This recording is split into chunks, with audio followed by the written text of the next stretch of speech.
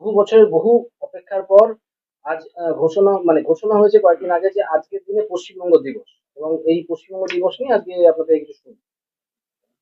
পশ্চিমবঙ্গ দিবস হওয়ার মূল কারণ দেখুন, আমরা ইতিহাস সবাই পড়েছি।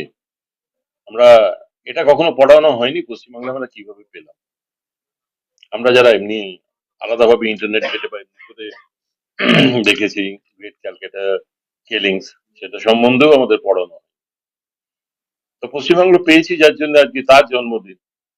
খুব অ্যাপ্ট নাম দেওয়া হয়েছে পশ্চিমবঙ্গ দিবস, একদম পারফেক্ট নাম দেওয়া হয়েছে পশ্চিমবঙ্গ দিবস। এতটা দেরি হলো কেন আমাদের পশ্চিমবঙ্গে?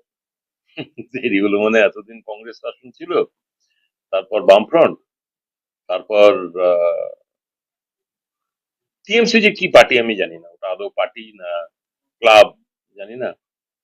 তা এরা আমাদের পশ্চিমবঙ্গের ইতিহাসকে ঠিক যা সম্মান দেওয়া উচিত, পশ্চিমবঙ্গের যারা মনীষী ছিলেন সবাই তো সেই সম্মান পাইনি। বঙ্কিমবাবু সম্বন্ধে কোনো চ্যাপ্টার আছে কি? শ্যামাপ্রসাদ মুখোপাধ্যায় সম্বন্ধে কোনো চ্যাপ্টার আছে? তিনি কিভাবে মারা গেছিলেন কতজন জানে?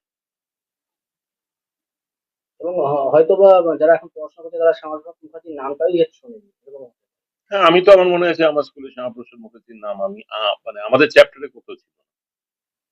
এটা তাহলে দুর্ভাগ্যের ব্যাপার। তাকে সেটা পাঠ্যপুস্তকে আনার কোনো চিন্তা ভাবনা করছে? পাঠ্য পুস্তকে তো নিশ্চয়ই আনা উচিত, এবং পশ্চিমবাংলা সরকারের এটা আমার যতদূর ধারণা নিশ্চয়ই আসবে। কারণ আমরা যদি আমাদের রুটটা না জানি, আমরা কিভাবে ভারতবর্ষে রইলাম, আমরা কেন পাকিস্তানে গেলাম না, আমাদের রুটটা যদি না জানি, আসলে ইতিহাসই তো ভিত্তি তৈরি করে একটা মানুষের পার্সোনালিটি ডেভেলপমেন্ট, মানুষের চিন্তাধারা ডেভেলপমেন্ট, এই সব কিছু। তো রুটটা তো জানার দরকারই।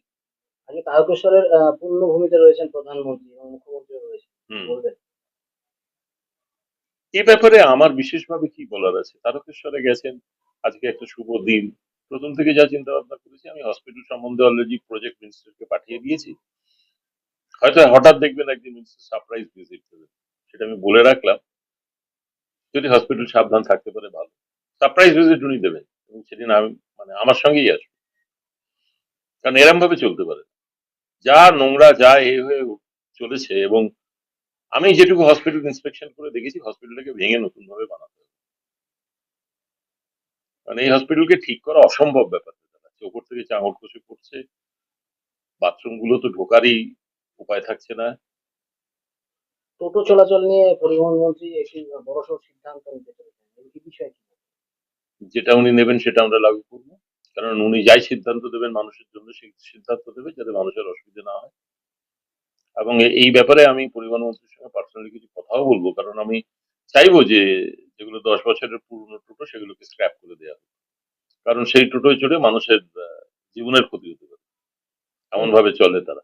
এবং টোটোগুলো কোনো সিগন্যাল মানে না, কিছু মানে না, আর হুম। ফোন করতে গেলে টোটো চালায়, একেবারে হাই রোড ধরে চালাচ্ছে, মেন রোড ধরে, সব দিক দিয়ে টোটোদের দৌরাত্ম্য কিন্তু অনেকটাই বেড়ে গেছে হুম। সে বিষয়ে। ওই যে